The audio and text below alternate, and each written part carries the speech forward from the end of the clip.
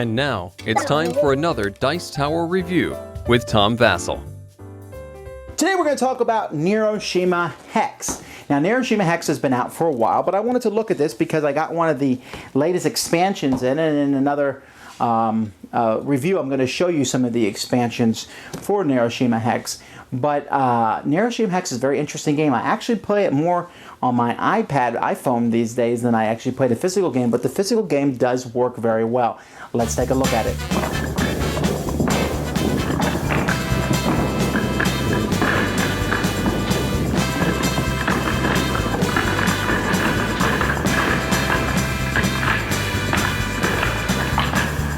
This is the board of Neuroshima Hex. And while there's all these spaces around the outside, those are only used in some scenarios. Mostly you're going to be playing in this smaller area right here, which is a very condensed small area, but hey, that's the way the game is. Each player is going to put out one of their bases, and you can see I put out a red and a green base. And this game comes with 4 factions, okay? And let's take a quick look at these factions. This takes place in a terrible future where, well, life just looks horrible.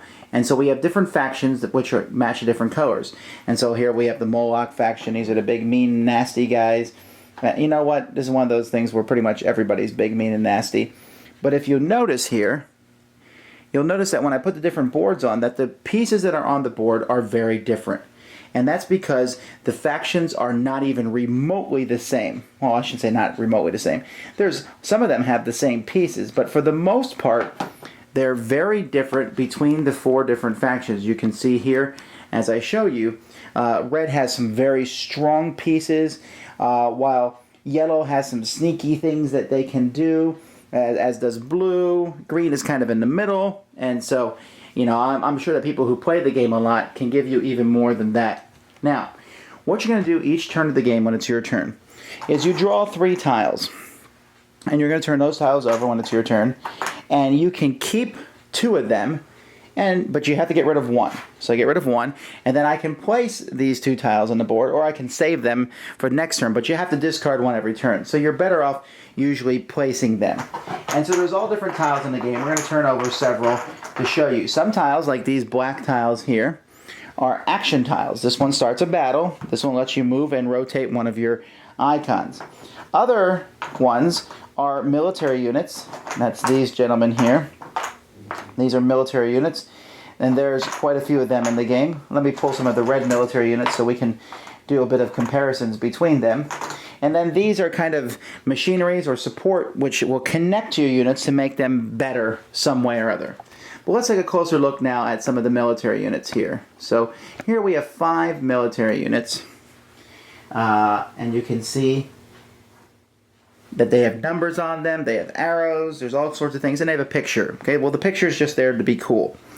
The number shows the initiative. In a battle, all the 3s will go first, then the 2s, then the 1s, then the 0s. Since this guy has 2 numbers on him, he actually goes twice. He'll go during the 2 phase and the 1 phase. He also has a little plus sign on him, which shows that he has an extra life point. But if they don't have that, mostly they have 1 life point. Now these little arrows, these black arrows that are on the side, that's where they attack. So you can see this beast here, this little red machine, hits in 4 different directions. 1, 2, 3, 4. While these other 4 guys only are shooting in 1 direction. But these long skinny arrows show ranged combat. So these long ones, they can shoot farther than just, you know, someone who's next to them. While these guys here can only hit someone who's directly adjacent to them. Although this guy and this guy have 2 arrows each, so they will hit twice. They will hit for 2. So if there is someone with an extra life point, they will kill that person. Or if they're shooting the base, they will do 2 damage to the base. And now that's the whole point of this game. The whole point of the game is to destroy your opponent's base, or at least do more life damage to theirs than they do to you. In fact, you can see that there's a track on the outside. This isn't a point track, this is life points of your base, and as it gets lower, if it gets to 0, well then you're dead and out of the game, or more likely, whoever has fewer points is the loser at the end of the game. So, you will place these guys on the board on your turn, and when you place people, usually nothing happens, but different people will be placing different things in different directions, and as the game progresses, you will keep putting these, and whenever the board is completely filled up, or whenever someone plays one of these battle tokens, a battle takes place. And then you simply have to sit there and say, okay, let's look at all the 3s and determine what happens with them. Let's look at the 2s and determine what happens with them. Let's look at the 1s and see what happens with them. And so, like I said, each of these factions has a different feel to them. And, like, for example, the blue faction has a grenade, which lets you simply, you can play this and you can take out one chosen enemy that's next to your base. Well, that's a neat thing. While another faction, like the yellow faction, has a sniper where they can do 1 damage to any unit on the board. Some of them have more. For example, have more attacks. For example, the blue and the green have 6 attack pieces, while the red only has 4. So the red has fewer attacks, but the red has by far the units that do the most attacking. There are different special abilities that the different creatures have. Some of them have nets where they can attack your opponent. Like, for example, this net guy here. Let's see if we can focus up on him. Come on in. There we go. And when he nets somebody, he basically stops them from attacking, from doing anything on his turn. So he doesn't do any attacking, but he can neutralize your opponent's biggest enemy. And then knowing how to hook up these pieces is a pretty critical thing, because each of those pieces, for example, this one here, when I connect it to people, it's going to give them an extra ranged attack. So anyone who's next to that will have an extra ranged attack, strength attack. And this one here gives everyone who's attached to it an extra health. And so knowing how to place those will do things. Your bases will do 1 damage to anybody next to them. But for the most part, you can't depend on your base on defending itself. You have to get your troops out there and place them. When all the troops from each side have been either discarded or placed on the board, there's one final battle, and then if a base hasn't been destroyed by that time, again, like I said, the base with the fewest points is the loser. So Neuroshima Hex, I played it again, and it's so interesting. Neuroshima Hex is a game that whenever I play it, I know I have got the worst faction. I know that my opponent's factions are better. I know their draws are better than me. And when I talk to them after the game, they feel the same way about it as I do. It's very interesting because you always feel like, oh, you watch your troops get mixed apart. And the factions are very different. Now, I think they're balanced, although it's hard to tell.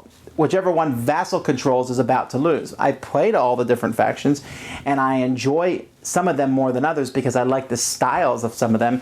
But it's interesting. Do you need to put troops up close? When are you going to play that attack? Which tile you throw away is often the most important choice you will make each turn, and where you put it. This is a very good 3-player game. A 4-player game is a little more chaotic than I would like, but it works really well with 3, and it's great with 2, which is why one of the expansions for Neuroshima Hex, in fact, this box is the expansion. This is not the original Neuroshima Hex. It's in this box, but this is one of the expansions where it's basically there's an expansion map where there's just 2 players, a 2-player version that flowed very smoothly into the original game. So if you like deep, strategic, tactical games, Neuroshima Hex is there. It's not hard to learn to play, but it is hard to understand and master, I think. It's a game where someone who knows what they're doing is going to pound someone else. It's very unique. There's not very many games like it that are tile-laying games where the tiles immediately attack the other tiles around them. I guess there's Vicious Fishes, but this is a much better game than that. So if you ever get a chance, it's still around and there's all these cool expansions for it, I would check out Neuroshima Hex. Thanks so much for watching the Dice Tower videos. Find more great videos and reviews, as well as our top-rated audio podcast at Dicetower.com. You can also find the latest board game news at Dicetowernews.com. I'm Eric Summerer, and you've been watching The Dice Tower. The Dice Tower is sponsored by Fun Again Games, the world's best game source. Fun Again Games has over 5,000 games available. Check them out at funagain.com.